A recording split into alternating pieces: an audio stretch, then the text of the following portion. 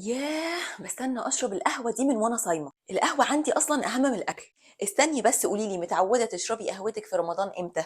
يعني مثلا بكسر بيها صيامي مع التمر، او بشربها بعد الفطار على طول؟ بصي، خلينا متفقين ان انت تكسري صيامك على قهوه، او ان انت تشربيها مباشره بعد وجبه الفطار. الحاجتين دول مش صح قوي. هقولك في اخر الفيديو ايه بالظبط افضل وقت تشربي فيه القهوه بتاعتك من غير ما تاذي صحتك. شرب القهوه في الاوقات اللي قلتي عليها دي مش افضل حاجه، وليها شويه تاثيرات صحيه مش كويسه، زي مثلا عسر هضم، انتفاخات وحموضه وارتجاع مريء.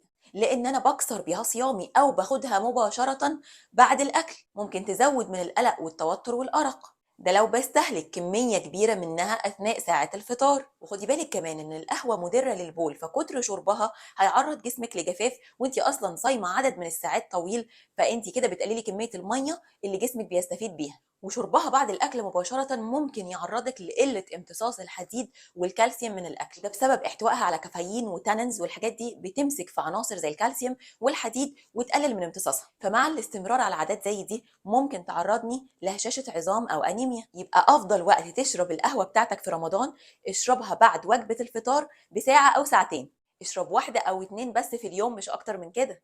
عوض جسمك بكمية كافية من المية على مدار ساعات الفطار، وتجنب برضو ان هي تبقى بسكر كتير عشان صحتك ومناعتك ومقاومة الانسولين. وابعدها برضو عن ميعاد النوم عشان ما تصابش بالارق والتوتر. اكتب لي بقى في الكومنتس ايه اكتر وقت بتحب تشرب فيه قهوتك في رمضان.